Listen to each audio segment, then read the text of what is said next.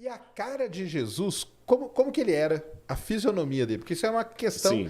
Eu acho que eu vi há pouco tempo, conseguiram meio que reconstruir e tiraram aquela imagem que a gente sempre teve de Jesus, Teve Jesus, né? É aquela Como que é reconstrução ali também, eu fico até um pouquinho ali, porque assim, uma pessoa Mas ela é baseada no quê? É por isso que eu achei assim... achados, em quê? Um achado foi um negócio meio assim, aquilo não foi acadêmico, foi mais divulgação científica, nem é divulgação científica aquilo. Foi um sensacionalismo da mídia, porque tem a ciência séria, tem um estudo acadêmico sério, tem Mas o populacho... existe um estudo sobre a fisionomia, como que era Jesus? Não, isso aí pouco importa para a galera? Pouco importa para a galera. Mas ele era o quê? Ele era parecido com o pessoal que vivia naquela época lá. Exatamente, pronto. O que é esse intermédio aqui? Não é nem céu, nem inferno, é purgatório, que é o limbo, né? É aquele pessoal que paga, às vezes é uma revista, tipo um Discovery, um History Channel, claro. que paga rios de dinheiro, o cara vai para o negócio e quando você é da área, você sabe que não é aquilo. Por exemplo, às vezes pode pegar alguém e falar assim, nossa, mas agora descobriram um quasar que assim, e o quasar emite de si por segundo, ele viaja 98% da velocidade da luz, isso aí vai revolucionar o mundo, o quasar, tudo. Aí eu, Rodrigo, sou leigo, falo assim, cara, descobri o negócio do quasar, agora o mundo pode acabar. Não é nada disso, o negócio do quasar já existe há muito tempo, não é bem isso que estão colocando aí. Você vai me alertar. Na área da arqueologia, a mesma coisa. O que eles pegaram? Eles pegaram um crânio, supostamente de um judeu do primeiro século. Não se tem certeza se o crânio é de um judeu do primeiro século. Entendi. Porque você sabe que restos humanos... Engraçado, aí o Pirula explicaria isso melhor do que eu, que é a área dele de biologia, mas o osso humano desintegra muito mais rápido que o osso de animal. Sim. Pirula, se eu estiver falando bobagem, que você me corrige depois, manda uma mensagem, mas pela arqueologia a gente nota que quando a gente encontra... Eu já escavei, já encontrei osso animal e osso humano no mesmo sítio arqueológico. O animal, ele está mais durinho. O humano vai se esfarelando com mais facilidade. Entendi. Eu não sei se foi ali. Eu sei que é difícil encontrar um crânio do primeiro século assim. Pá. Segundo, por leis religiosas que tem nos países do Oriente Médio, judeus e muçulmanos, eles não emprestam um crânio humano para fazer um negócio daquele assim gratuito. Você está entendendo? Porque tem uma respeitabilidade pela pessoa humana. Existe uma ética. Você não pode pegar assim, é um cadáver. Não, tem um respeito, é um ser humano. Foi um ser humano. Então, primeiro, aquele crânio ali, qual a procedência dele? Ninguém sabe. Entendi. Segundo, quando fizeram a reconstituição lá, aí assim, dá todo um viés assim, laboratorial, o cara de jaleco, olhando no microscópio, tá, a medicina forense e tudo e tal. Você sabe que tem coisas que você não tem como reconstituir. A cartilagem. Eu posso ter uma ideia que o camarada tinha um nariz negroide, porque ele era daquela parte da África subsaariana e tudo mais. Eu posso sugerir que o sujeito fosse loiro porque ele foi encontrado lá na Sibéria e era o pessoal era mais branco, mais caucasiano. Eu posso sugerir isso. Mas orelha, cartilagem, nariz, pelo, cabelo, não tem como você saber. Pode saber se era homem, se era mulher, se era velho, se era criança, se era adulto. Aí pegaram e começaram. Isso aqui tudo, então, é licença poética. Quando desenharam o nariz do cara e tudo e tal, aí puseram aquela barba e tudo mais. Assim era Jesus. A ciência agora dá um novo mapa de Cristo. O que eu posso falar do rosto de Jesus? Eu posso falar para você o seguinte. Ele deveria ser uma pessoa como um judeu de sua época. O biotipo do judeu da época, que é diferente do biotipo do judeu de agora. Porque agora você tem um judeu askenazi, você tem um judeu da Espanha, o sefaradita, tem o judeu da Polônia. Então, quer dizer, tem vários tipos de judeus. Aí foi misturando, né? E tem o judeu etíope. Você vê em Israel, o judeu da minha cor. Está lá no exército, lá, falando hebraico, tudo judeu, de origem etíope. Você tem judeu loiro. Você tem judeu com aquele nariz mais afinado, assim. Então, tem que pegar qual que era a característica do judeu da época. Então, Jesus deveria ser um sujeito de estatura mediana, porque, pelo que a gente vê dos ossários que encontraram os fêmurs da época, a gente nota que a população era baixa, em torno de 1,60 m e poucos. Caramba. Eram baixinhos, eram então, pequenos. Jesus era baixinho. Baixinhos. Os judeus tinham uma estatura baixa. Jesus deveria ser uma pessoa troncudinha, porque ele trabalhava com construção. A profissão dele era tecton. Tecton que o pessoal traduz como marceneiro ou carpinteiro, mas não tecton. Você não fala da tectônica de placas? Olha o mundo grego aí ajudando a gente. Claro. Tecton é construtor. O chefe dos arquitetos, dos construtores é o arquitecton. Então eles eram um tecton, né? A tectônica de placas, como é que as placas vão se construindo, se avolumando. E é pedra. Então ali na região da Galileia trabalhava com pedra pesada e tudo andava a pé. Forte. Jesus era forte, tanto é que ele aguentou, carregou a cruz. Carregou a cruz, né? Depois de ter apanhado a noite toda, foi forte ali e tudo mais. Então, às vezes, ser forte. O nariz, o perfil do judeu é aquele nariz assim, tipo... Arqueado, sabe? Bem arqueado, assim. Barba volumosa.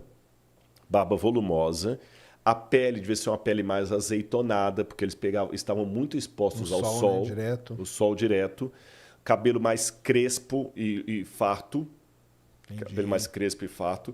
Isto é o que eu posso concluir da aparência. Algumas coisas que eu falei estão em consonância com esse estudo que você mencionou aí. Né? Que também coloca um cara meio ali e tal. É que também eles não podiam fugir muito, porque senão ia ficar muito esquisito. Né? Agora, o que Jesus não era definitivamente é aquele ser quase com carinha efeminada, olhinhos azuis, aquela barba assim, com a carinha assim. Aquilo ali é uma construção... Sabe que aquele Jesus foi baseado em Luís XVI, né?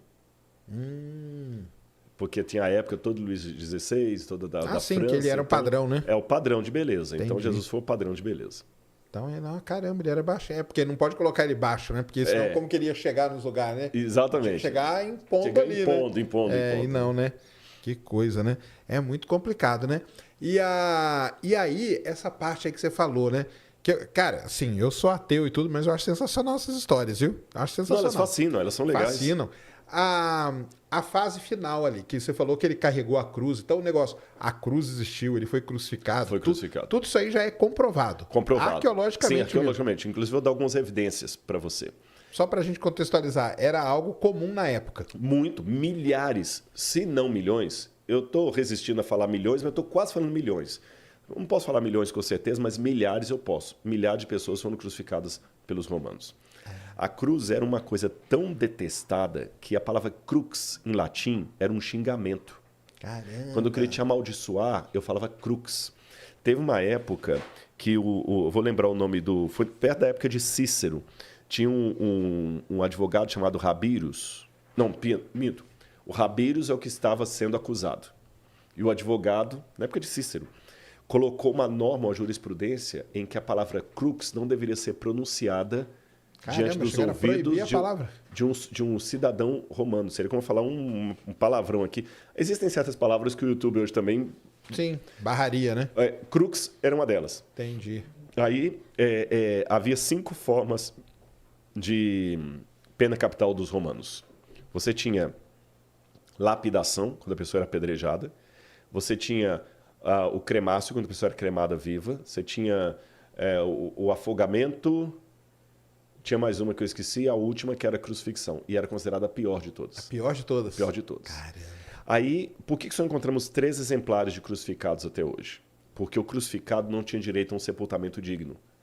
O corpo dele era jogado num lixão chamado putenescum. Olha só. De onde vem a palavra PUTA, que significa putrefazer.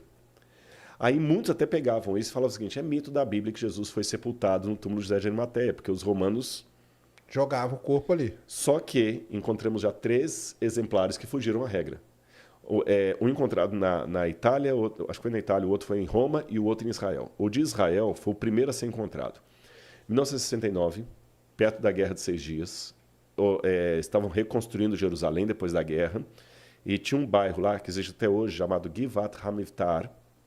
Os tratores passaram e bateram num túmulo antigo. Caramba. E dentro desse túmulo tinha uma caixa de pedra que nós chamamos de ossário ou ossuário. Porque a pessoa, depois que morria... É interessante, o sepultamento era 1 ano depois de sua morte. Caramba! Porque você morria, o seu corpo era colocado no sepulcro, que era uma caverna. Depois de 1 ano, o pessoal ia lá, tirava os seus ossos, colocavam nessa ossário, caixa. Aí colocavam num gavetão assim e você estava com o túmulo pronto para outro membro da família. Entendi. Esse que era o aproveitavam, né? Aí aproveitavam. Acharam esse ossário. Aí estava o nome escrito do sujeito lá, Yohanan ben Hagakol. 1,63 m de altura. Lembra que eu falei que todo mundo era baixinho? E aí, quando pegaram, viram que como é o nome aqui abaixo do fêmur, a tíbia, né? Não, a tíbia é do braço. Esqueci, gente, agora deu um branco. Eu não sei. Aqui da canela aqui. Estavam quebrados. Vê se você acha aí. Estavam quebrados os ossos. E não foi quebrado de ação do tempo, não. Foi deliberadamente quebrado com uma pancada. Fíbula. Não, acho que é a tíbia. É tíbia mesmo. É a tíbia, né? Então eu falei tíbia. Eu tinha falado tíbia aquela hora. É a tíbia mesmo. Abaixo do joelho. Isso, bem abaixo do joelho. Estava quebrada essa parte aí, a tíbia. E alguém quebrou aquilo ali. E eles falaram, interessante. E no calcanhar tinha um prego romano crucificado, enfiado. Caramba. No calcanhar, na cartilagem. Tava lá o prego. Estava lá o prego. Então, viram que foi o único exemplar de um crucificado. Aí o pessoal da Universidade Hebraica, doutor de Saferes, tinha outros médicos, doutor Zias, fizeram um levantamento técnico, como é que seria... Aí vem a medicina forense. Tá vendo como é que a arqueologia lida com várias outras áreas? Até a astronomia, quando a gente estuda a astronomia babilônica. Sim, a astronomia, ela, por causa do jeito que o pessoal falava, né? Eclipses e coisas, exatamente, né? e tal.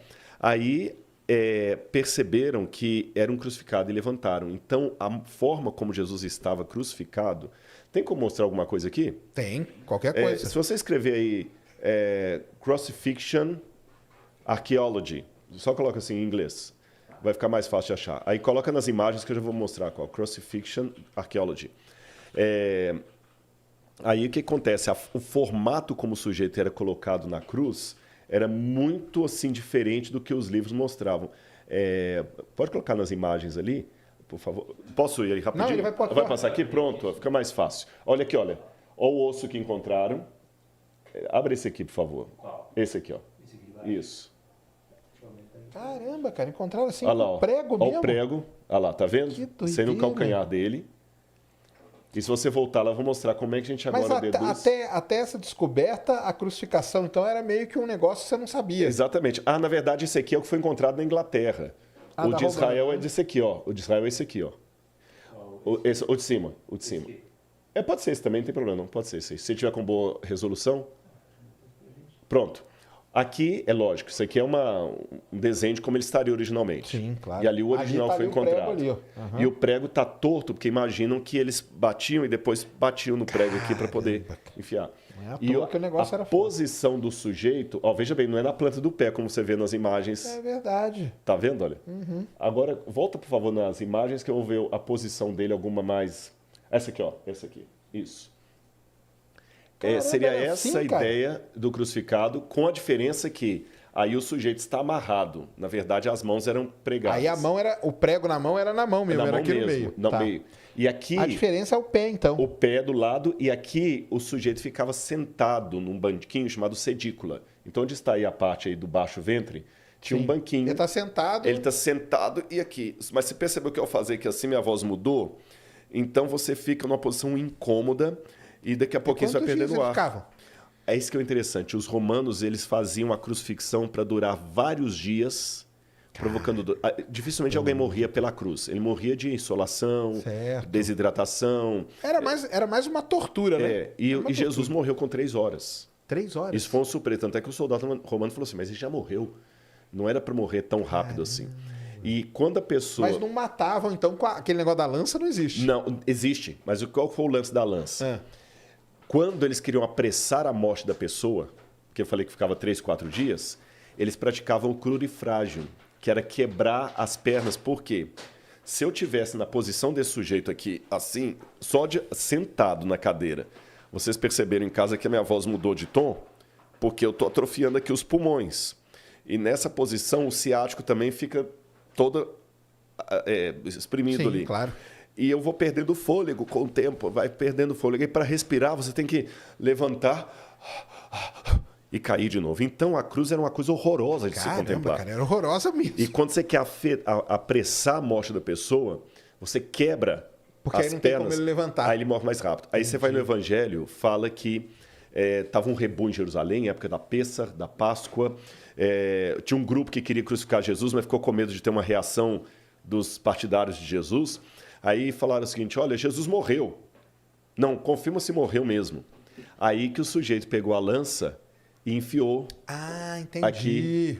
Então não foi a lança que matou ele. Não. A lança foi para confirmar se ele estava morto ou não. E como viram que ele já estava morto, eles quebraram as pernas dos ladrões que estavam do lado. O Evangelho fala isso, mas não fala por que quebraram as pernas. Mas agora, aí vem o cruzamento da arqueologia com a Bíblia. Eu sei que quebravam as pernas para apressar a morte dos dois ladrões. Mas de Jesus nunca foi encontrado nada disso. Nada. Nem a cruz, Nem não a cruz, existe, nada. O mito do encontro da cruz é de Helena, mãe de Constantino, que foi lá no IV século, que encontrou o pedaço da cruz de Jesus. Aí uma parte está lá na Maison du Trésor, lá da Igreja Notre-Dame de Paris. Outra parte está lá em Jerusalém. Mas assim, até uma ironia de Lutero, que diz que encontraram tantos pedaços da cruz de Jesus que conseguiram construir 2 arcas de Noé e ainda sobrou um bercinho, né? Então, quer dizer... Tinha tanta gente que fala que encontrou. Com tanto pedaço da cruz, deu para construir 2 arcas de Noé e ainda sobrou um bercinho. E agora eu queria falar de uma coisa que é um assunto que, cara, eu acho que da Bíblia é um dos assuntos que eu mais estudei, que é escatologia, que são os tempos finais. O que está acontecendo? A gente está vivendo os tempos finais, há sinais, segundo a Bíblia, proféticos, e a gente não falou dessa pedra também. Tá, isso aqui é uma coisa simples, depois eu falo dela. Tá bom. Bom, na verdade... Porque tem esse movimento, né? Claro. A pandemia faz parte Claro. disso, o anticristo já está aí. Aliás, a gente está perto da segunda volta de Cristo. Claro, eu acredito que sim. Sim? Mas vamos lembrar uma coisa. Quando os discípulos perguntaram para Jesus, que sinal haverá de tua vinda e da consumação dos séculos, do fim do mundo, Jesus falou assim, olha, cuidado que ninguém engane vocês. Primeira Porque coisa que ele já falou. Cuidado. Virão muitos em meu nome dizendo, eu sou o Cristo, enganarão a muitos.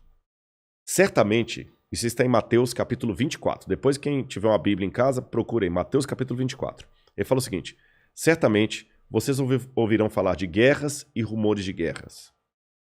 Não se assustem. Ainda não é o fim.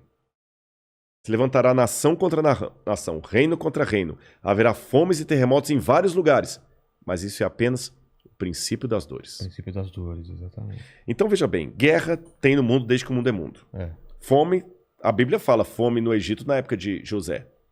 Então não vou falar assim, o mundo está chegando ao fim porque está tendo guerra. O mundo está chegando ao fim porque está tendo fome. Não faz sentido. Mas o Apocalipse coloca alguns elementos que indicavam quando nós estivéssemos chegando próximos ao fim. Embora, nota de rodapé aqui, ninguém sabe o dia nem a hora da volta de Jesus. Tem estupidez. Tentar adivinhar. Não, claro, não podemos isso. Você entendeu?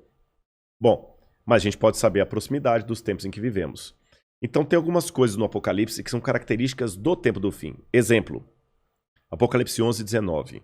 Diz assim, as nações ficaram iradas. Chegou, porém, o juízo de Deus e o tempo determinado para ele dar o prêmio aos seus santos e aos profetas, e o tempo para destruir os que estão destruindo a terra. Ora, na época de Cristo não tinha como destruir a terra. O Apocalipse estava fazendo uma profecia de uma época em que a terra poderia ser destruída por seres humanos, coisa que na época do Apocalipse não tinha como. E ele fala depois das pragas de Deus que iriam cair. Essas pragas não caíram ainda. Mas os vislumbres dela... Não caíram? Não. A peste não é... A do Apocalipse, né? Mas os vislumbres delas podem estar já batendo as portas. Quer um exemplo? Diz que um anjo derramou a sua taça sobre o sol. E foi-lhe dado queimar aos homens com grande fogo. Os homens se queimavam com um intenso calor e blasfemavam o nome de Deus que tinha autoridade sobre essa praga. Olha o problema da camada de ozônio, o efeito estufa, o que está acontecendo com o Sol. O outro anjo derramou a sua taça sobre os rios e fontes d'água e mares, que se tornaram como sangue de morto. Sangue de morto não é vermelho, dessa cor. Sangue de morto é escuro, é fétido, é quase coagulado. Como é que está Pinheiros, Tietê, Lagoa Rodrigo de Freitas, as águas do mundo? Poluição. As previsões é que até 2025 a guerra do mundo vai ser pela água. Fala do anticristo, que ia dominar o mundo inteiro de uma maneira algorítmica. Pacífica, porque é um algoritmo. O 666. O que é o 666? O que é o 666? Na época do Antigo Testamento, Deus deu algumas normas para os judeus.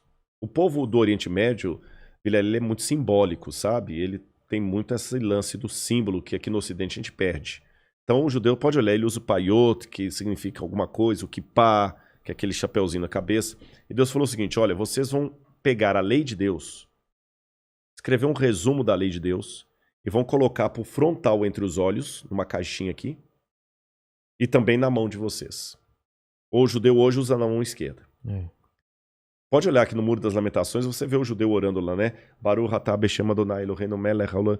E ele vai orando no muro e ele tá com aquela caixinha preta aqui e outra na mão. Aí no Apocalipse a gente vê que o inimigo, o diabo, que se vale do anticristo, assim como Deus envia o Cristo... O anticristo é a versão do Cristo pro demônio. Pro demônio, o anticristo. Ele faz uma paródia de Cristo. Aí, como Deus no Antigo Testamento pediu os judeus para ter a lei de Deus na testa e na mão, o anticristo coloca também um sinal, uma marca, na testa e na mão. Então significa uma época em que a lei de Deus vai ser questionada. Nessa época em que a lei de Deus for questionada, diz o Apocalipse, ninguém poderá comprar nem vender, senão aquele que tem a marca da besta e o número do seu nome. Ora, esse número é 666. Aí muita gente pega isso e fala o seguinte, então vou começar a calcular, Hitler dá 666, o Papa, o Saddam Hussein, Bill Gates, até a Ellen White, que é uma pioneira do Adventismo, ela dá 666, mandíbula, tudo dá 666, né? No grego está o seguinte, aquele que tem entendimento, calcule. E essa palavra calcule no grego ali é a mesma palavra para faça a contabilidade daquilo que o anticristo vai fazer. E o que o Apocalipse deixa bem claro é que o anticristo vai ser a revigoração do Império Romano, que era o inimigo do povo de Deus. E por que 666? Na cultura da Babilônia, o 6 era o número base para você fazer qualquer cálculo. Era um número divino. Tanto é que quando Nabucodonosor ergue uma imagem, ela tinha 60 côvados por 6. 60 por 6. O 6 era um múltiplo divino. E ali você tem o 666, múltiplo de 6. Agora o Apocalipse fala que ele vai controlar a economia. Os povos da terra vão segui-lo. Ninguém vai poder... Falando, quem pode pelejar com ele? E o que nós estamos vendo agora é o mundo caminhando pela primeira vez na história para uma unificação mundial. De moeda? De tudo. Parece até teoria da conspiração que eu vou falar, mas não é.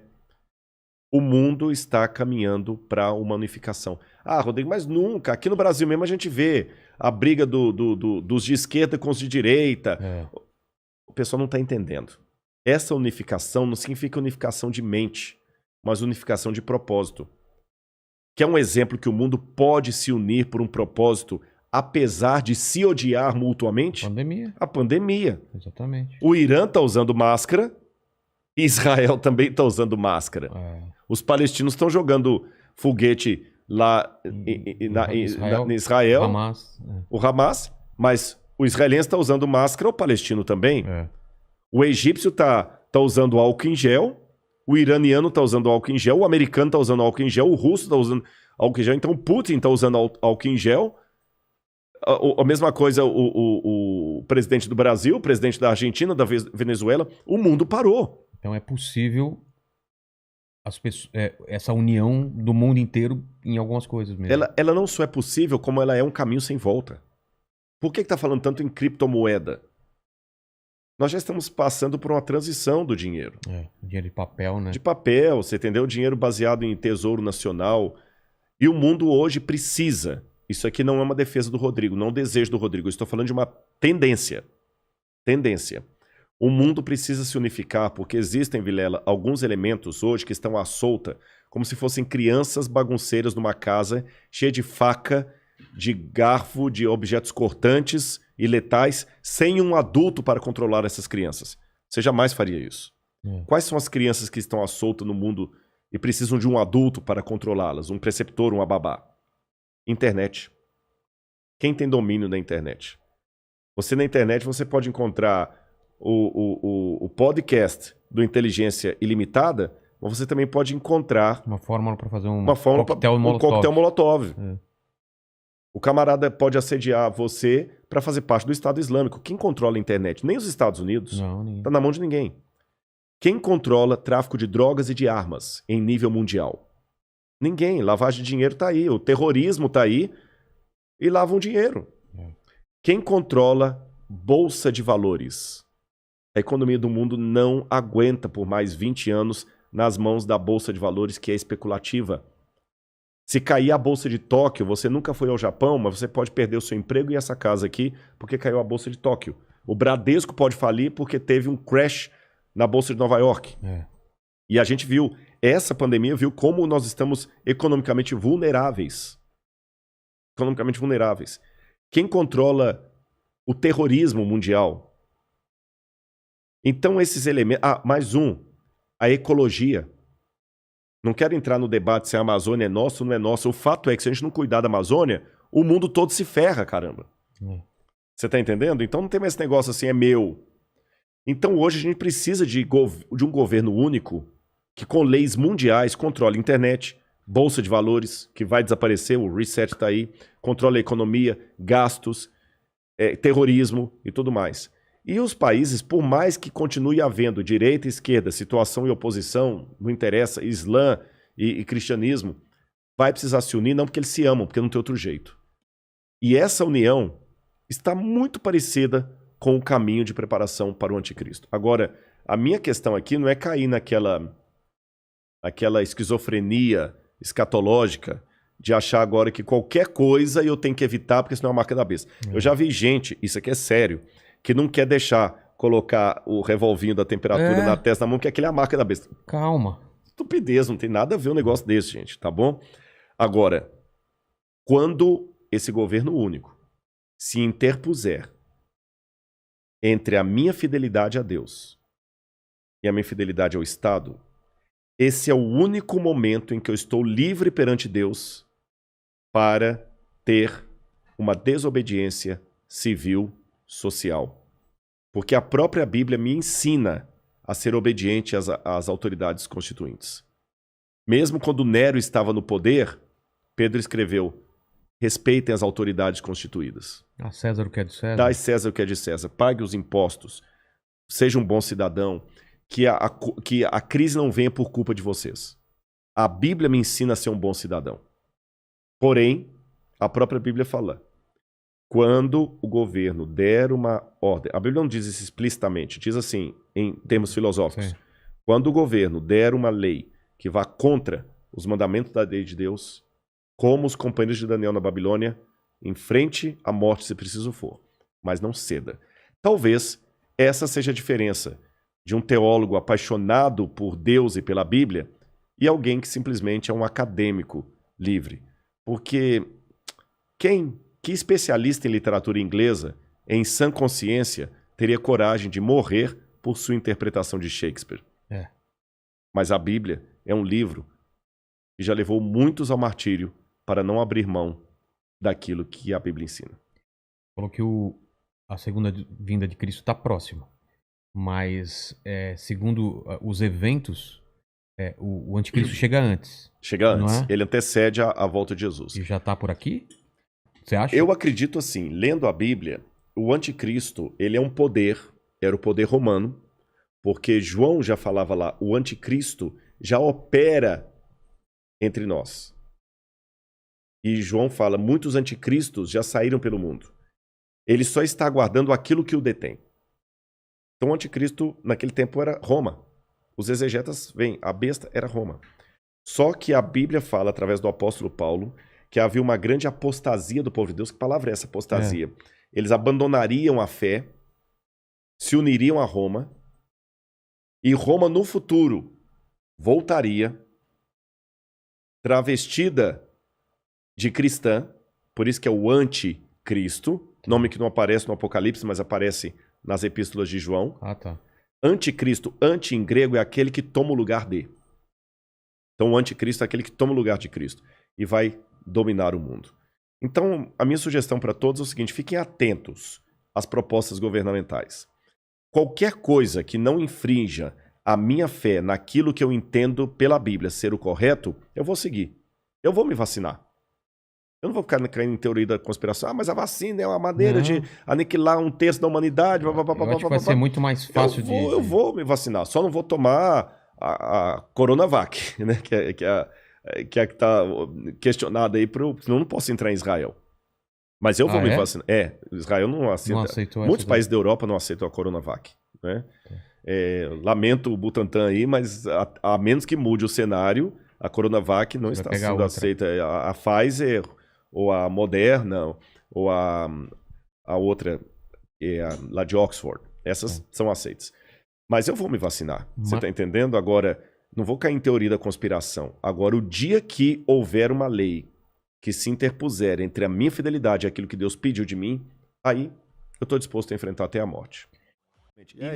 O único pontinho, Sérgio, que eu diria agora sim, eu não sei se isso também vai parecer vitimismo de minha parte, mas o lance da religião e da Bíblia, de uns bons anos para cá, mesmo que o ciclo dos grupos passem, mas hoje ser um cristão conservador dentro da universidade é um desafio, especialmente em algumas áreas de filosofia, humanas. Ser cristão conservador dentro da universidade hoje não é brincadeira. Tem gente discriminada pelo que ele coloca no Facebook, porque ele colocou o versículo da Bíblia no Facebook, os colegas em sala caem, os professores também. Não em todos, mas em alguns lugares existe um ateísmo metodológico. Porque tem um ponto aqui que eu estou concordando em vários pontos com o Sérgio. Se bobear, tem mais pontos que a gente concorda do que discorda. Pode ser. O problema é que discorda no fundamental, né? Não, mas eu vou até chegar nesse ponto se você quiser. A questão de provar Deus, já vi que eu não posso. Então, se eu tentar usar a ciência para provar o designer, realmente é pseudociência. Porque não tem a digital de Deus na criação lá. Aqui é o DNA de Deus, aqui é a assinatura dele. Não existe isso. Mas também não tem como provar a ausência dele. Era aí o que eu ia perguntar pro Sergião, que assim, tudo isso que você mostrou pra gente, é a mesma pergunta que eu fiz pro Rodrigo, na verdade, só que agora é pra você. Tudo isso que a gente viu aí, você falou do James Webb e o caralho, isso daí invalida 100% assim, aqui tá a prova de que Deus não existe. Também não. Não, mas né? Lógico que não, cara. Isso aqui não tem... E, de novo, né? Do mesmo jeito que não quer provar e nem refutar o Big Bang, não tem nada a ver com Deus aqui, cara. Entendeu? Verdade. Aliás, os caras que estão trabalhando nisso, muitos deles podem acreditar em Deus, podem acreditar no que for, cara. Mas aquele ali é o trabalho dele. Ele tá analisando aquela imagem. O James Webb existe, a imagem existe. Pô, vamos analisar a imagem, entendeu? Ele não tá... Nada disso. Pode ser também que possa passar essa impressão que os cientistas meio que trabalham para refutar a existência de Deus, entendeu? Jamais, cara. Jamais.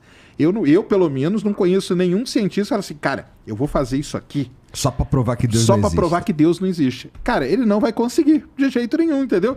Porque como que ele vai provar, né? Um negócio que cara, é que igual disse o Rodrigo, é um axioma, né? Um negócio que... A própria ideia de Deus, ela não cabe na ciência. Né? Exatamente. A ideia Deus...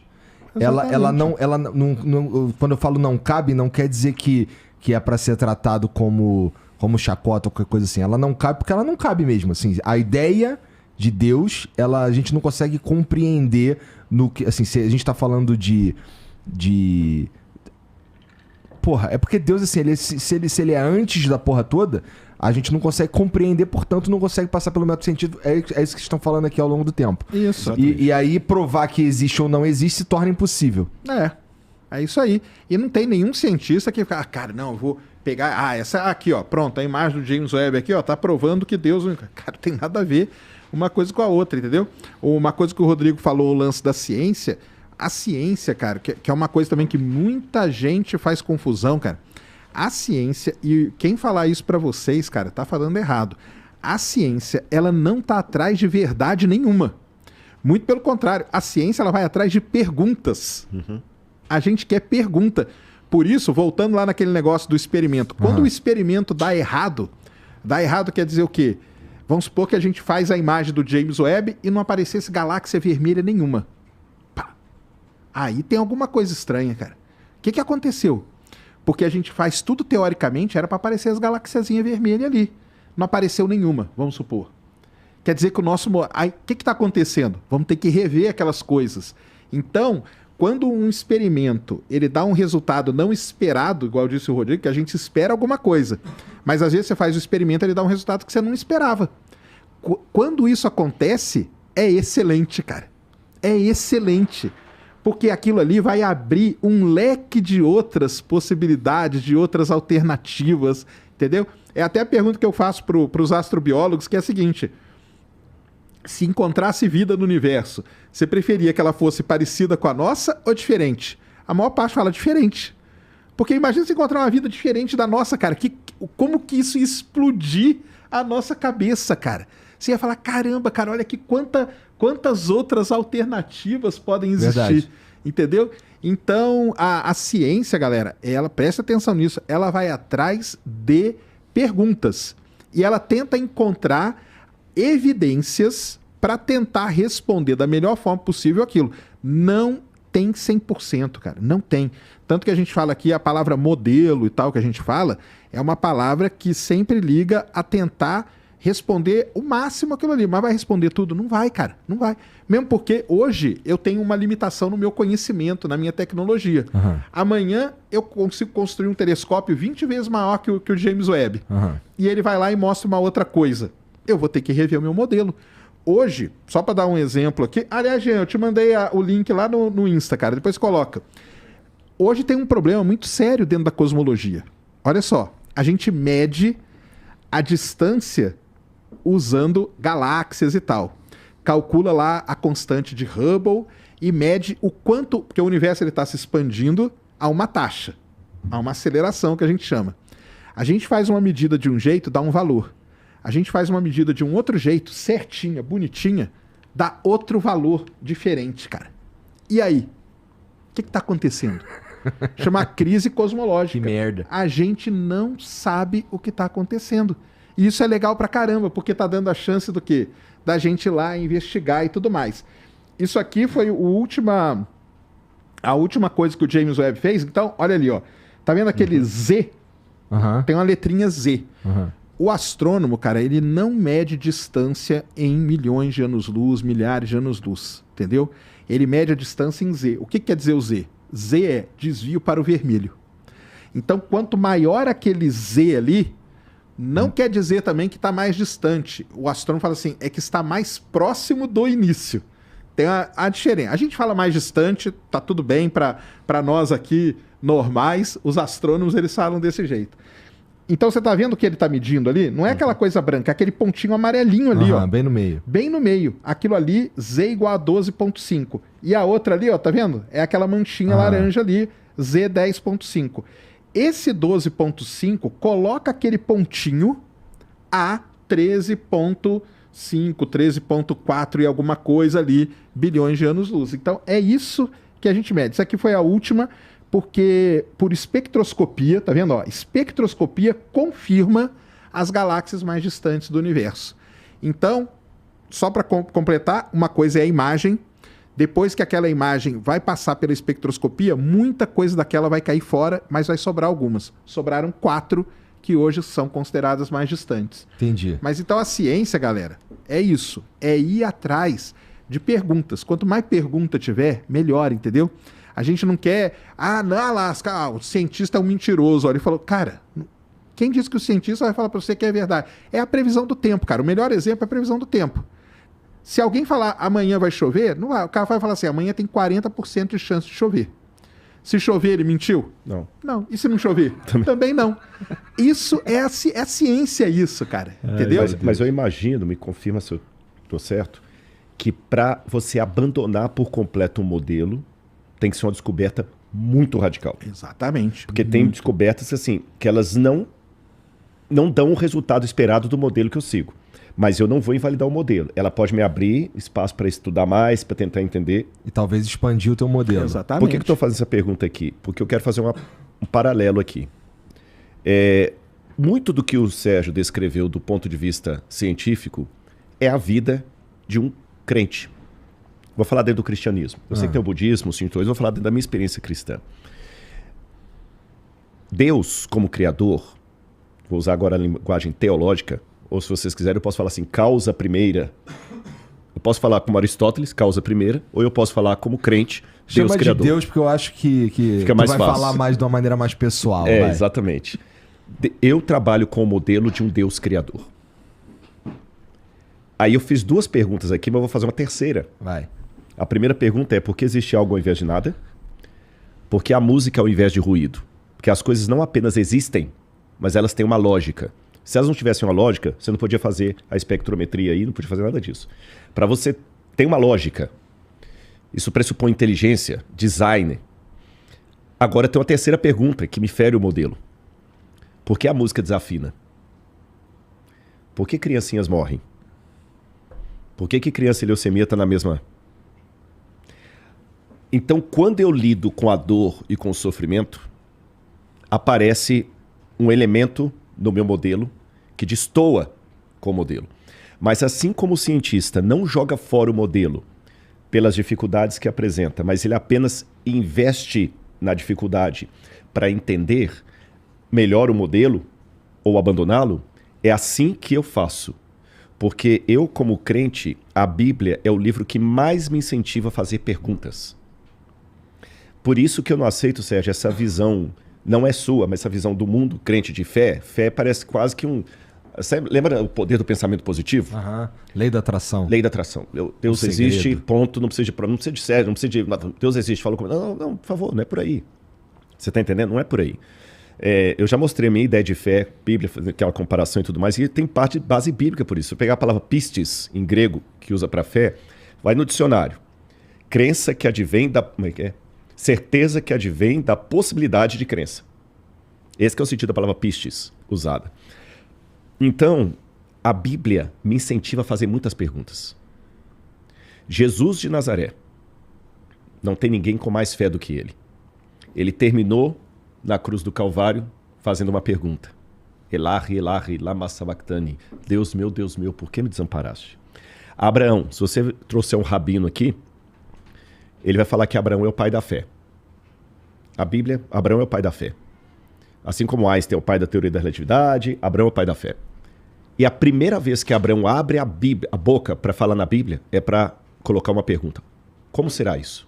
Não faz sentido. Maria, como? Jesus, como? A Bíblia incentiva a fazer perguntas a todo tempo, a ponto que, cito de novo o Teilhard de Chardin, eu estou mais próximo de Deus quando eu faço perguntas do que quando eu faço afirmativas. Essa é a minha questão. Você está entendendo? A Bíblia me incentiva. Deus fala assim, provai e vede que o Senhor é bom. Vinde, arrazoemos, diz o Senhor. Estou citando o profeta Isaías. Essa palavra arrazoemos, em hebraico, significa, vamos botar a razão para funcionar, sua cabeça comigo. Vinde, arrazoemos, diz o Senhor. Provai e vede, fazei prova de mim. Essa palavra prova, é ta'am, em hebraico, é fazer prova quase empírica. Quase empírica. Então existe uma questão aí de ele vir e preencher a sua vida e lhe dar uma... Eu admito, pode chamar este viés, eu chamo de cosmovisão. Que dentro do meu modelo tem coisas realmente que eu não entendo. Mas ainda assim faz sentido. E é lógico, claro e evidente que para eu falar que Maria deu à luz a Jesus estando grávida... Estando virgem. Estou de virgem, perdão. Essa fala isolada não diz nada. Mas essa fala está embasada em outros graus de autoridade anterior que eu tenho. Então, por exemplo, para eu ouvir o que o Sérgio falou aqui sobre astronomia e fazer perguntas honestas e falar, poxa, que legal isso aí, essa minha posição diante dele está embasada em outras certezas sobre o Sérgio que eu tive aqui. Se você pegar aquele cara que você até trouxe aqui, aquele mendigo que pegou a mulher lá e ficou famoso... E colocar para ele falar de ciência e astronomia, não pejorando o rapaz. Mas é que o Sérgio não é a área dele. Cientista, né? Exatamente. Mas para eu concordar, eu conheço coisas do Sérgio anteriores. Então, o texto bíblico, quando alguém fala assim, você acredita nessa bobagem da Bíblia aqui? Não, peraí. A ciência está sendo muito simplório. Tem coisas anteriores que construíram a autoridade para eu acreditar naquilo. Porque se eu abster dessas coisas anteriores, é realmente uma besteira. Como também soa besteira, você soa, não estou falando que é, soa besteira falar que a cor vermelha significa que ela está mais... Soa besteira. Mas por que eu sei que não é besteira? Porque tem uma série de construções acadêmicas que ele falou daquele jeito. Não foi um negócio que eu gosto mais do vermelho, então vou colocar o vermelho. Não. Então a Bíblia é a mesma coisa. O que acontece com a igreja e os ensinamentos bíblicos quando encontrarem vida fora do planeta Terra? Isso até é uma pergunta que eu queria te fazer, cara. Para mim, Porque a gente fala assim, né? Que quando encontrar a vida vai ser um caos, né? E eu acabo até citando e falo assim, cara, eu acho que até na religião, em algumas, Não, isso sim, pode claro, criar claro. uma confusão Vai gigantesca. dar uma confusão generalizada, com certeza, com certeza. Só que assim, é difícil falar do que seria se não for. Entendeu? Até lá, eu, Rodrigo, não fecho questão que Deus criou só o planeta Terra com vida. Nesse universo imenso, mas isso aqui é chutologia, não é nem Bíblia, nem ciência, é chutologia. Eu acho que esse... A Bíblia não comprova e nem desprova. Nem desprova, exatamente. Ela não fala sobre isso. Jesus, o máximo que eu poderia dizer é que Jesus falou o seguinte: na casa de meu pai há muitas moradas.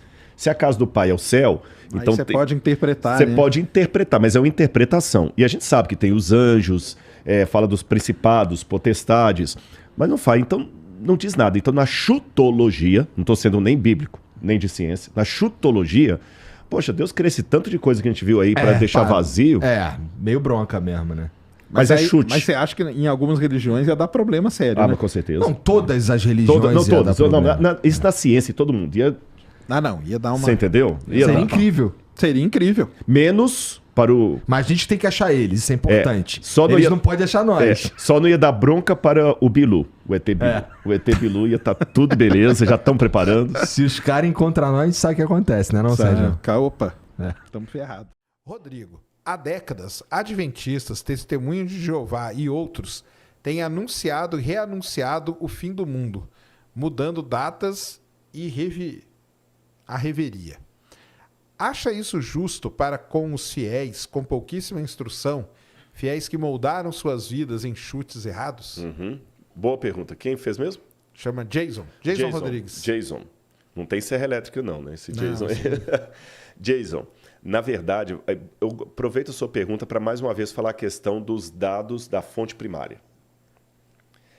Cuidado com muita informação que vem de internet. Ah, sim, né? Fim do mundo eu brinco, cara, que todo mês tem um fim do mundo. Não, e é igual o negócio lá, o Constantino mudou a Bíblia no Concílio de Nicéia. Vai repetindo isso e virou jargão. Constantino mudou a Bíblia no Concílio de Nicéia. Você vai olhar os dados do concílio, não teve nada disso. Então vamos olhar lá. Em primeiro lugar, eu não posso responder pelos testemunhos de Jeová e pelos outros. Eu vou falar da Igreja Adventista, tá bom? Quando houve o desapontamento de 22 de outubro de 1844, que muitos realmente fizeram cálculos proféticos e acharam que Jesus ia voltar, e foi um fiasco, ele não voltou, não existia Igreja Adventista do Sétimo Dia. O que existia era um pastor batista, um pregador leigo, corrigindo. Pastor porque eles ordenavam leigos, chamado Williams Miller, ou Guilherme Miller, que junto com mais de 1,5 milhão de pessoas, ou 5 milhões de pessoas, algumas estatísticas não, estavam acreditando na profecia do Miller, que Jesus voltaria ali. Havia episcopais, batistas, presbiterianos, católicos, e não tinha igreja adventista, não existia. Quando viram um fiasco que Jesus não voltou, cada um tomou um rumo. Alguns voltaram para suas igrejas, outros perderam a fé. Um grupo falou, peraí, vamos continuar estudando. O que aconteceu que a gente errou aqui? E esse grupo que continua estudando é que vai fundar a Igreja Adventista do Sétimo Dia a posteriori. E essa Igreja Adventista que vai fundada a posteriori, uma das primeiras marcas dela, desde os primeiros escritos dos pioneiros, entre eles Ellen White, Uriah Smith e vários outros, colocam bem claro, nós não podemos trabalhar com marca de data para a volta de Jesus. Há um desencorajamento com base na experiência que eles mesmos tiveram. Mas, repito, não existia Igreja Adventista. E nunca mais a Igreja Adventista marcou qualquer data para a volta de Jesus. Nunca mais marcou. Mas isso aí é a volta de Jesus. Mas o que isso tem a ver com o fim do mundo? Que a volta de Jesus é ligada ao fim do mundo. A volta de Jesus para o cristão. Caramba, mas quando Jesus voltar, o contrário, né? Na verdade, fim do mundo é uma expressão que também tem que ser explicada. Fim de que mundo? Entendi. É porque Cristo volta nas nuvens. Vai dar uma reviravolta. Para dar uma reviravolta. Então, esse mundo que nós conhecemos vai mudar. No Apocalipse capítulo 21, quando fala da restauração de todas as coisas, que é posterior à volta de Jesus, diz assim, vi novo céu e nova terra, porque o primeiro céu e a primeira terra passaram. O que significa o primeiro céu e a primeira terra passaram? Quando fala novo céu e nova terra... isso aí pode virar um negócio para bombar uma guerra nuclear. Ué. Pode, mas olha... Após. Boa. Por que no grego, na Bíblia original, não pode ser? Porque quando fala novo céu e nova terra... Em grego você tem duas palavras para novo. Você tem a palavra kainos e neos. Neo é uma coisa completamente nova. Neonatal, acabou de nascer. Neófito, novinho demais. Kainos é um neo de renovado. Pô, mas então, aí tá de uma guerra nuclear mesmo. Não, a Terra renovada. Não, mas acaba tudo que tá ali, mas porque a Terra continua a mesma. Só que vai ter uma renovação. Aí que tá interessante. Por que não pode ser de uma guerra nuclear? Porque Deus fala o seguinte, porque o primeiro céu e a primeira terra passaram, mas vão passar por que guerra? Entre aspas. A Batalha do Armagedon. Aí, e a Batalha do Armagedon não é uma guerra de seres humanos com seres humanos, por quê? Eu vou falar fora da Bíblia. Se Deus deixasse uma guerra nuclear acabar a humanidade, ele não ia ter ninguém para ele buscar. Entendi. E quando Jesus voltar, diz que a Terra ainda vai ter pessoas casando, dando em casamento e tudo, alguns ficando felizes, outros chorando e tudo mais. Então o mundo vai estar funcionando. Então essa guerra vai ser a guerra do bem contra o mal, onde Deus vai vir e vai liquidar com o mal. Bom, mas isso aí dá muita margem para muita interpretação. Dá. Só que... Não sou eu que faço, não. Eu tô pensando aqui. Sim, porque a pessoa pode. A pessoa pode usar isso aí e falar, cara, olha a quantidade de abre muito. Cara. Abre. Só que por isso que é complicado o texto fora de contexto vira pretexto. Aqui eu citei o versículo da Bíblia. Até para citar essa questão do Kainos e do Neos, que Deus vai pegar essa terra e vai renová-la. Agora, se eu pegar só esse texto, realmente, eu posso interpretar mil coisas, mas quando você analisa dentro de um contexto, aí fica melhor. Mas é que o pessoal faz isso, né? Não, tira, né? Você pega só esse pedacinho aí, nossa. Não, aliás, hoje, isso é mais sério ainda, porque as pessoas, aquele negócio que eu falei, ninguém quer ler o livro. Sim. Eles querem ver o filme, nem o filme agora quer ver o resumo. O resumo é nessas 3 linhas que você falou. Ou a citação lá do TikTok, alguma coisa assim, é pior. E hoje as pessoas vivem de recortes. Sim. Você foi vítima disso, eu também. Pego um recorte de uma fala minha daqui. Claro. E não foi nada daquilo que eu falei, o recorte vira por mantra. Sim. Mas isso aqui que ele falou também é meio perigoso, né? Porque é aquilo que eu falo, né? Por exemplo, eu não sou contra o ufólogo e tal. Eu sou contra os caras que usam essas coisas aqui. Porque você pode usar muito bem qualquer fala dessa para enganar pessoas que estão numa situação de desespero, né? Porque... Mas eu acho que ele quis foi alertar. Não, é que ele falou assim, ó, ele está perguntando, você acha isso justo para com os fiéis com pouquíssima instrução e fiéis que moldaram suas vidas de acordo com esses chutes, exatamente. entendeu? Então, o que eu achei que foi infeliz a colocação dele, infeliz não contra a pessoa dele, mas assim, que ele não tem a informação básica, é que os adventistas não fazem mais. E nunca fizeram, porque fizeram pessoas que depois se tornaram adventistas. Mas a igreja adventista... Não, eu entendi. A norma dela, ninguém sabe o dia da volta de Jesus e não pode saber. Mas aí é esse que vocês sofrem muito mais do que qualquer um. Porque a pessoa pode pegar isso... No passado agora, exatamente, os adventistas marcaram a volta de Jesus e você viu que multiplicou, marcaram várias vezes, né? Várias vezes, né? As Testemunhas de Jeová também, para não ficar tão longe assim, elas tiveram algumas marcas assim de fim do Armagedon, mas depois elas terminaram em 1914 e nunca mais falaram disso.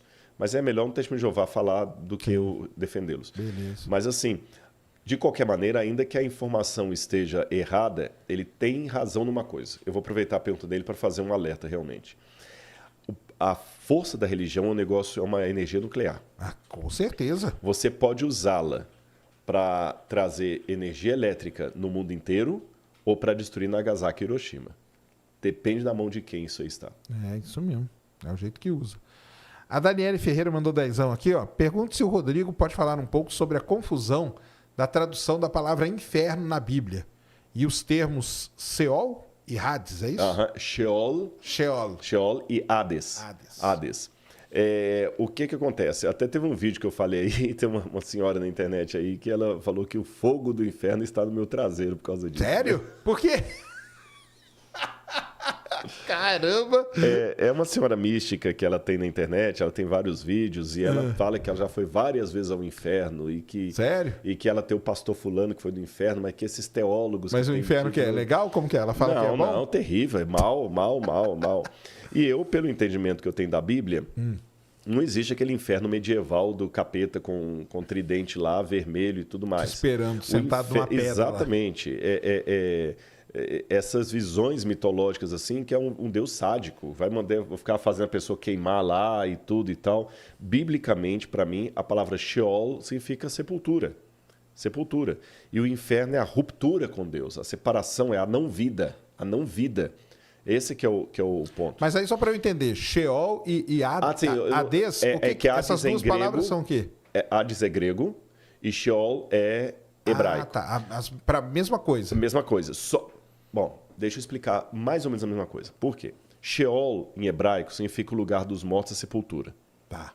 E é uma inconsciência. Se você pegar os textos hebraicos, fala, os mortos não sabem coisa nenhuma. Para eles pereceu tudo. O sol, a lua, tudo. Entendi. Não tem amor, não tem nada. E maldito aquele que consulta os mortos. A necromancia foi proibida. Deus não pode ter esse negócio de consultar morto. Não, o morto está morto. Acabou. Tá bom. Se você tá recebendo o espírito de sua avó que morreu, não é o espírito de sua avó que morreu. Biblicamente não é ela, porque ela está morta. Agora, no Novo Testamento, como o Novo Testamento foi escrito em grego, ele usava a língua universal. Entendi.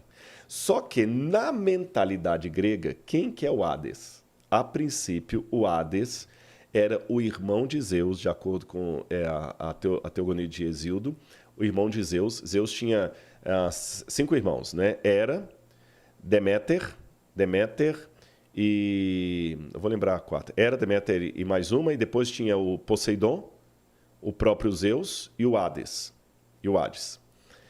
O Hades, quando Zeus assume o poder, para não ter briga, ele fala o seguinte, eu serei o deus dos vivos na terra. Poseidon será o deus dos vivos nos mares. E Hades será o deus dos mortos. Então criou-se que no seio da terra tinha o Hades, lembra o nome, a este ali, tinha o Hades, e o Hades, ele tinha os Campos Elíseos, que era o lugar dos bem-aventurados, tinha o Asfodel, apesar do nome horroroso, era um lugar intermediário, e tinha o Tártaros.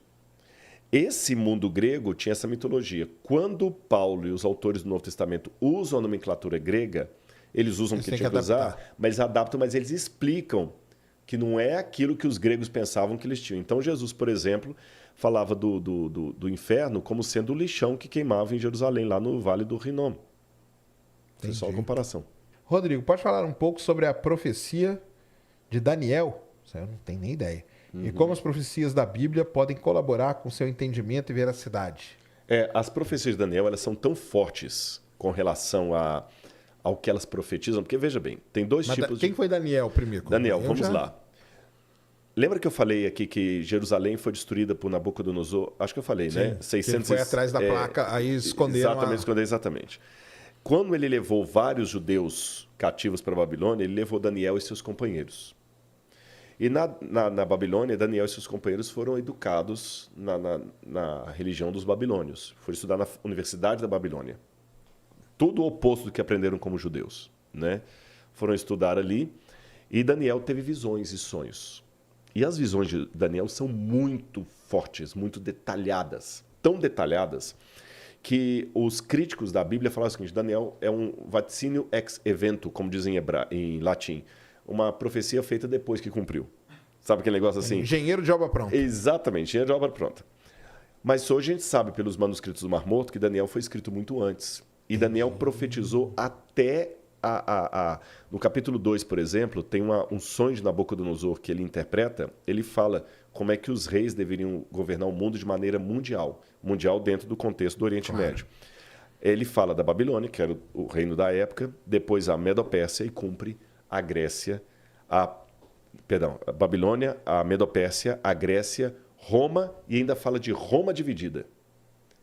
E ele fala, por exemplo, um detalhe, quando ele fala da Roma dividida, que se torna a Europa, ele fala o seguinte, durante essa divisão, esses reinos nunca mais se unirão. Nunca mais se unirão. Eles farão muitas alianças e muitos acordos de casamentos, mas assim como o barro não mistura com o ferro, eles não se misturarão. E é o que você vê a história da Europa. A Europa foi justamente isso. Até hoje, mercado como o europeu, o euro, que agora teve o Brexit, várias vezes a Europa tentou se unir através de casamentos. A Rainha Vitória era a rainha de todo mundo ali, e ninguém se unificava, as casas brigando, o número de reinos, tudo muito bem colocado. Alexandre o Grande falou, na sua força ele vai se quebrar. Mas não foi aquela centúria de Nostradamus que você pode assim pegar assim, como é que é? A lua se tornou azul ao meio-dia e o sangue correu pelas praças. Que eu posso aplicar aquilo a que eu quiser, o Covid, tudo, até o fracasso do time no futebol. O Corinthians perdeu, eu posso falar que foi o Nostradamus. Não é esse tipo de profecia, é muito acertada. Quando ele fala depois sobre a queda do cristianismo e tudo, mas foi coisa assim muito acertada. E se impressionou tanto as profecias de Daniel que foram elas que influenciaram Sir Isaac Newton a se voltar para a Bíblia. E há pouco tempo, isso é uma descoberta recente, que descobriram que Isaac Newton escreveu 4 vezes mais sobre Bíblia do que sobre ciência. Né? Só que muitas cartas estavam... isso é coisa de mito. E ele não deixou o lado científico, quando ele se tornou místico, nada disso. Ele trabalhava o cientista e o teólogo. E tem as profecias de Daniel, interpretadas por Isaac Newton. E ele acertou em muitas coisas, não, em praticamente tudo. Só o que está no futuro ainda que ele diz. E hoje nós sabemos, Daniel viveu nessa época e até a existência histórica dos companheiros de Daniel já foi provada pela arqueologia. Lá no Istambul você tem um tablete de Nabucodonosor que ele fala dos oficiais dele e cita os 3 companheiros de Daniel ali. Caramba. Mencionados na Bíblia. Então, um livro fantástico. Obrigado aí, Eric, pela deixa, para dar esse depoimento. Isso está na Bíblia? Está na Bíblia. É o livro do Antigo Testamento. Tá. E Jesus fez referência ao profeta Daniel, até para falar da destruição de Jerusalém. Quando vocês ouviram Daniel falando do abominável da desolação, quando acontecer isso, quem estiver em Jerusalém, fuja. Até a destruição de Jerusalém, Daniel falou dela, da destruição pelos romanos. Deixa eu fazer uma pergunta idiota rapidinho, Marcos. Sim, claro. Estrelas surgem ainda? Esse é outra grande falácia. Eles dizem assim, nebulosas são grandes maternidades de estrelas, temos milhões e milhões de estrelas formando lá. Igor, você sabia que não tem nenhum registro de nenhuma estrela sendo formada de fato no universo? E nós temos 2 trilhões de galáxias, com cada galáxia com 100 a 200 bilhões de estrelas. Dá 60 sextilhões de estrelas. Você está dizendo que a gente não conseguiu observar nenhuma informação. Não, a gente diz, olha lá, tem uma estrela em formação, tem uma estrela em formação, tem uma estrela em formação. Elas até hoje estão em formação, mas nenhuma formada. Bom, a gente consegue observar há pouco tempo também. Ô Igor, 60 sextilhões de estrelas... 13,8 bilhões de anos. Se você faz a conta no universo, no tempo que a gente está observando o universo, a gente deveria ter visto estrelas de fato se formando. A nebulosa, o que acontece com a nebulosa? Tem uns pontos lá luminosos, é gás sobre alta temperatura e pressão que está emitindo. A própria nebulosa já é um fenômeno sobrenatural. Se uma nebulosa, de repente, há um colapso de gás lá e formar uma estrela, tudo bem, mas quem formou a nebulosa? Quem pegou uma nuvem gasosa em expansão controlada e contraiu? Você consegue contrair gás? Eu vou fazer um experimento aqui, pega o gás assim, não, não vai contrair o gás, eu vou sair. Gente, deixa ele contrair, melhor do que ele liberar. Ô Igor, eu sou químico. A gente estuda em físico-química a dinâmica de partículas. A gente sabe que gás em expansão controlada devia continuar em expansão controlada forever and ever, não é? Eternamente. Não faz sentido uma nuvem gasosa em expansão, não tem mecanismo para contrair essa nuvem em estrelas. As nebulosas também são um grande mistério. Como é que uma nebulosa se formou? Como que os buracos negros supermassivos que nós temos no interior das galáxias, que estabilizam as galáxias, como aquela coisa se formou ali? A estrutura toda do universo mostra uma inteligência absurda. As 26 constantes universais que calibram as forças, as 3 forças da natureza, tudo é trino na natureza, né, Rodrigo? São 3 forças, são 3 partículas subatômicas, são 3 partículas atômicas. E essas 3 forças são calibradas por 26 constantes universais. E o ajuste é tão fino que se você mudar qualquer uma dessas constantes, uma casinha que for depois da vírgula, o universo todo se desfaz. Então, por isso que eu não creio em Deus. Eu tenho certeza absoluta que ele existe. Eu não creio que Deus fez o universo, eu tenho certeza absoluta que ele fez. Por quê? Porque eu não posso negar. É química demais para desconfiança de menos. É evidente demais que o universo foi feito pronto há poucos anos atrás e bate de novo com a Bíblia, viu, Igor? A Bíblia diz em Salmos 33:9, porque ele ordenou e de pronto tudo foi formado. Em 33:6, Salmos 33:6, está assim, ele soprou o universo com o sopro de sua boca. Então Deus falou assim, haja universo, e o universo foi formado. Vocês já pararam para pensar, tá bom, Deus fez, apareceu o universo. De onde que veio Deus? Aí entra na área da filosofia. Aí é uma pira que não dá, né? Uma vez eu estava na Universidade Presbiteriana Mackenzie dando uma palestra, veio um filósofo e falou assim, professor, tudo que você falou aí é muito legal e tal, mas você não consegue me responder essa pergunta. Quem criou Deus? Mas o Igor, essa é uma pergunta filosoficamente equivocada. Sim. Um bom filósofo jamais faria essa pergunta, não é, Rodrigo? Não, e ela é feita... Eu ia até trazer... Acho que eu te dei outra vez o meu livro, O Ceticismo da Fé. Sim. Dei pra minha mãe, inclusive. Eu ia trazer outro hoje, mas ficou tudo na Jovem Pan lá, viu, de manhã. Tá, mas eu vou trazer da próxima vez. Aí entra na área da filosofia. Permita-me falar o nome Big Bang aqui para me referir apenas ao start inicial do universo. Claro. Sem entrar nos pressupostos químicos e físicos que não é minha área. O que havia antes do Big Bang? Ou seja, desse start inicial? O nada. É o nada absoluto.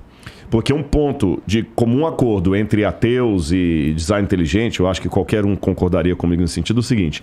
Antes do ponto inicial do Big Bang, não havia gravidade, não havia tempo, não havia espaço. Não tinha nada. Não tinha nada. Era o nada absoluto. Tá certo?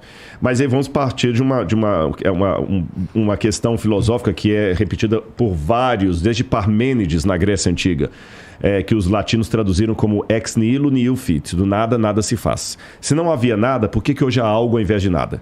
Então, é mais lógico supor que havia algo. Agora, esse algo que havia... para formar tudo que existe, tem que ser um algo que não está preso ao tempo, porque o tempo veio depois dele. Esse algo não pode estar preso ao espaço, porque o espaço veio depois dele. Ele não pode estar preso à gravidade, ele não pode estar preso a nada. Então tem que ser um algo que seja, no sentido do nosso tempo, atemporal. Não que ele não tenha um tempo próprio dele, mas esse tempo aqui teve um começo, então ele tem que existir antes. Então ele não pode ser temporal, ele não pode ser espacial, porque o espaço não existia. Ele não pode ter começo, porque ele começou todas as coisas. Então tem que ser, seja lá o ET que fez tudo isso, ele tem que ter essas qualidades. Ele tem que ser um ser dotado de vontade, porque ele resolveu fazer tudo. Ele tem que ser um ser dotado de design, porque ele criou coisas com desígnio. Ele tem que ser um ser dotado de inteligência, porque ele criou com inteligência. Esse ser, então, não pode ter sido criado por nada, porque se ele foi criado por nada, a única coisa que eu faço do ponto de vista filosófico é deslocar a pergunta mais para trás. Uhum. E mais para trás. E eu vou cair num ad infinitum absurdo. Eu tenho que obrigatoriamente chegar a 2 caminhos, não tem 3. Aliás, 3 caminhos.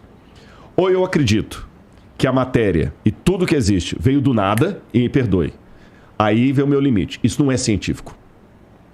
Porque, mas é provado. Não, então vamos falar de método científico agora. Eu vou até pedir licença para entrar na sua área. Eu li muito, desde os primórdios do método científico lá com Francis Bacon, depois as leis de Stuart Mill. O método científico ele tem que ser replicável, ele tem que ser observável, ele tem que ser visto em laboratório, ele tem que ser falseável.